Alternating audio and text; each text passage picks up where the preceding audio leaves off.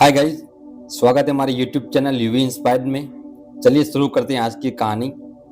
दोस्तों, जिसकी जैसी सोच वह वैसी ही कहानी रखता है। कोई परिंदों के लिए बंदूक तो कोई परिंदों के लिए पानी रखता है।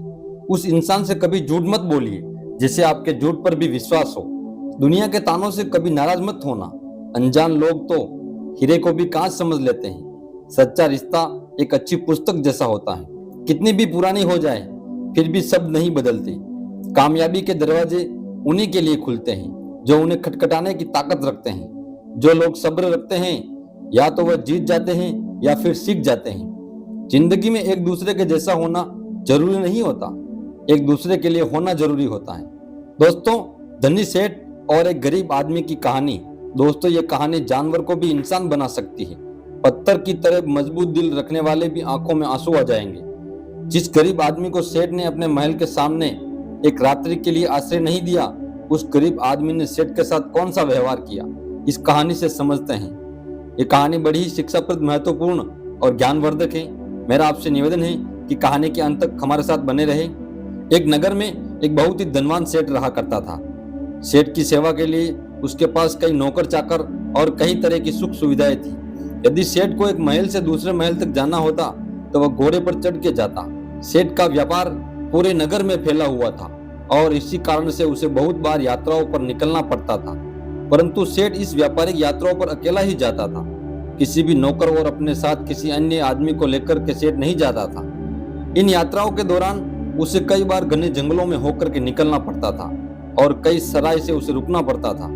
सेठ को अपने किसी भी नौकर पर विश्वास नहीं था, इसलिए सेठ हमेशा अकेला ही यात्रा करने के लिए निकलता था। इसी तरह सेठ के दिन बीत रहे थे। एक बार की बात है, रात के समय वह सेठ अपने महल के सामने एक दिन टहल रहा था कि उसके सामने एक बूढ़ा व्यक्ति आता हुआ दिखाई दिया। उस बूढ़े व्यक्ति के कपड़े बहुत ही फटे पुराने थे। सिर पर वह गठरी को लादे हुए थे। जैसे ही उसने सेठ को देखा, उस बूढ़े आदमी ने जो गठरी उसके सिर पर रखी हुई थी उसे उठा करके नीचे रख दिया और सेठ को प्रणाम करते हुए कहने लगा, श्रीमान जी, मैं बहुत दूर से आया हूँ और मैं बहुत थक गया हूँ। यदि आप आज्ञा दे तो यहाँ पर रात काट लूं। उस बूढ़े व्यक्ति की बात को सुनकर के सेठ ने कहा, यह मेरा महल है, कोई धर्मशाला नहीं। बूढ़ा व्यक्ति कहने लगा कि मैं केवल आपकी गढ़साल के बाहर ही पड़ा रहूंगा और सुबह होते ही यहाँ से चला जाऊंगा। सेठ ने कहा, परंतु यहाँ तुम्हारी देखभाल कौन करेगा? उस बूढ़े व्यक्ति ने कहा कि मुझे किसी भी चीज की कोई आवश्यकता नहीं है, इसीलिए देखभाल की कोई जरूरत नहीं। सेठ ने कहा कि हमें क्या मालूम है कि तुम कौन हो? एक आदमी हमें रात भर के लिए तुम्हारी रखवाली के लिए यहाँ पर लगाना पड़ेगा। उस बूढ़े व्यक्ति ने कहा कि क्यों महाराज, ऐसा क्यों करना पड़ेगा?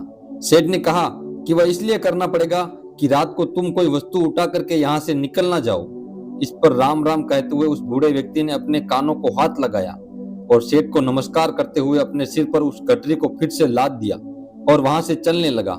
रात अंधेरी थी, आकाश में घने बादल छाए हुए थे, कभी कभी कुछ बूंदें भी होने लगती थी। आंधी आने का डर था। वह बूढ़ा व्यक्ति बुरी तरह से थक चुका था। उसके हाथ पैर काम नहीं कर रहे थे, उसका चलना फिरना कठिन था। परंतु सेठ के इन कष्ट शब्दों ने उसे ऐसा घायल कर दिया था कि उसे अब उस नगर के किसी भी शहरी के पास जाकर के विश्राम करने का विचार नहीं था। जोरों की बरसात होने लगी। जिस तरह रात का अंधकार बढ़ता जा रहा था, उसी तरह से बूढ़ा आदमी भी अपने सर पर गठरी को लादे हुए आगे चला जा रहा था। समय बीतता गया। कुछ दिनों के बाद वह सेठ अपने मित्रों और अन्य सेवकों के साथ एक दिन शिकार खेलने के लिए जंगल में निकल पड़ा।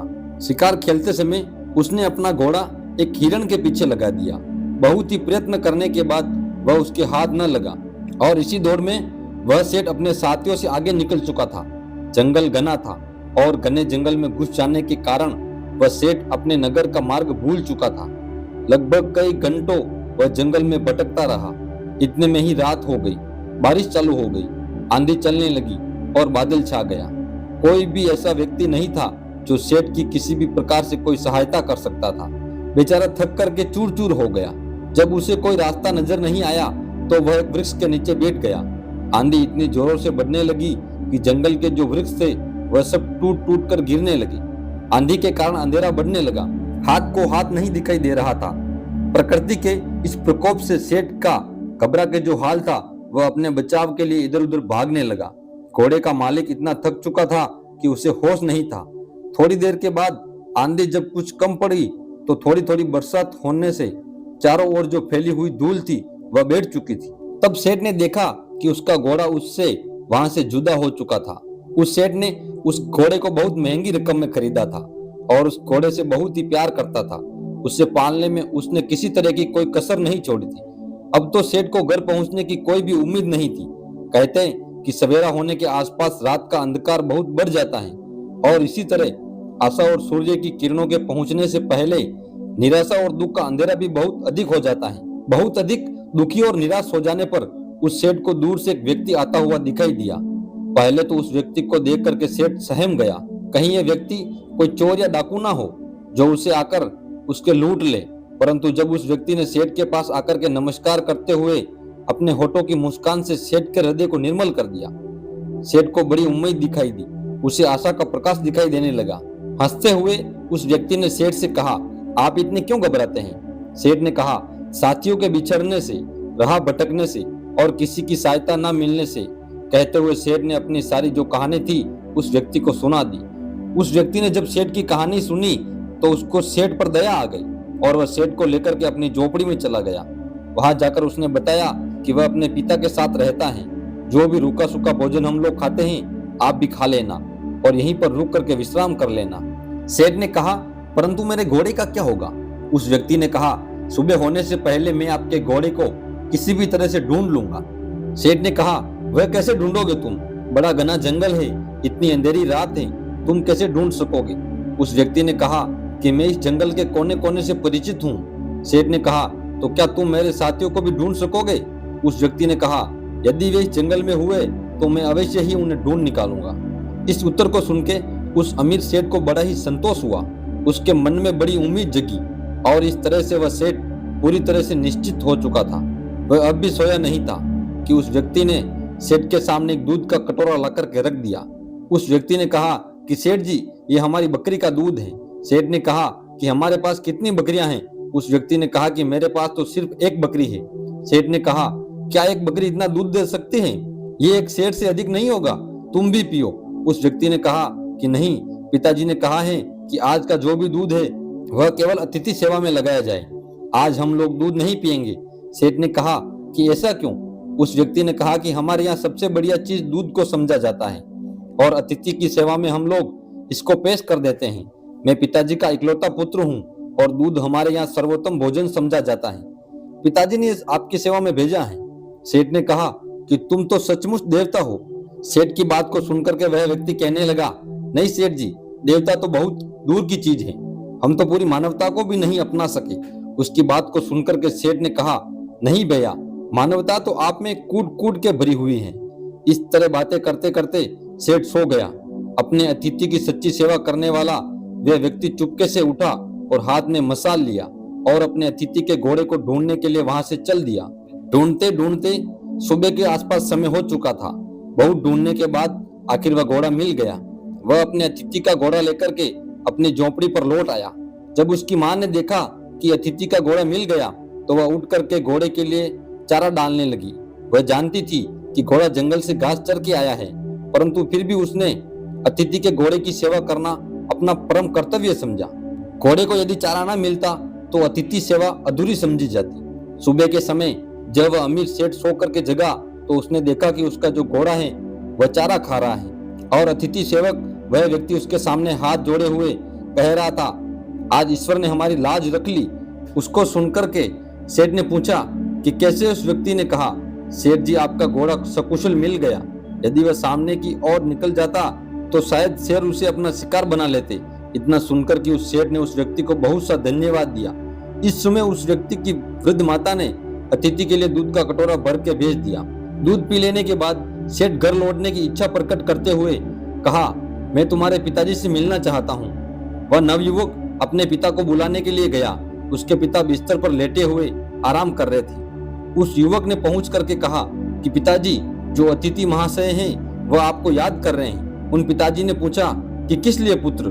पुत्र ने कहा कि वे जानना चाहते हैं कि पिता ने कहा उनसे कहो कि कुछ दिन और ठहरे। पुत्र ने कहा कि मैंने कहा था, परंतु वह नहीं मानते। पिता ने कहा, अच्छा तो उन्हें उनके घर तक छोड़ के आओ। पुत्र ने कहा, जाने से पहले वे आपके दर्शन करना चाहते हैं। पिता ने कहा, बेटा अच्छा तो यही होगा कि मैं उनसे ना मिलूं। पिता की इस तरह की बात को सुनकर के पुत्र को कुछ आश्चर्य हुआ। उसने अपने पिता के सामने मुख में कोई शब्द नहीं कहा। आज वह पिता को इस प्रकार देखने लगा मानो उनकी आंखों में कोई शब्द लिखा हो। पिता ने पुत्र के प्रश्न को पढ़ लिया और उसे धीरे से समझाता हुआ कहने लगा, बेटे तुम शायद यही पूछना चाहते हो कि मैं अतिथि से इस प्रकार दूर रह के उसका निरादर क्यों कर रहा हूँ। असल में मेरी इस बात में भी अतिथि का सत्कार का भाव ही भरा हुआ है। पुत्र ने पिता की बात को सुनकर के कहा, इस अनादर में आदर की भावना को समझ नहीं सका। समझोगे भी कैसे? ऐसी कौन सी कठिन बात है जो मुझे ना समझ सके। पिता ने कहा, यह एक व्यर्थ घटना है जिसके बारे में बताना नहीं चाहता। पुत्र ने कहा कि अच्छा तो अतिथि महोदय से आपके बारे में क्या कहूँ। पिता ने कहा कि यही कि पिताजी बूढ़े हैं और रोगी भी। वह बिस्तर से उठकर चलने फिरने में असमर्थ है, इसलिए उनका बाहर आना कठिन है। पुत्र ने अपने पिता का जो संदेश था वह जाकर के उस सेठ को सुना दिया। इस बात को सुनकर के सेठ कहने लगा, इस पवित्र स्थान पर आकर के मैं ऐसे महात्मा को देखे बिना यहाँ से कैसे वापस चला जाऊं, जिसके घर में भूले भटके को मार्ग दिखाया जाता है, जहाँ अतिथि की सेवा की जाती है, जी जान लगा करके की जाती है, जहाँ अजनबी अतिथि के घोड़े को ढूंढने के लिए घर वाले अपनी जान की बाजी लगा देते हैं, और जहाँ जो घर की गृहिणी है वह अपना खाना पाना उठा करके अतिथि के घोड़े की पेट भरने के लिए तैयार रहती हैं। तुम्हारे पिता को देखकर ही मेरा जीवन सफल हो सकता है। सेठ का संदेश पुत्र ने पिता तक पहुंचा दिया।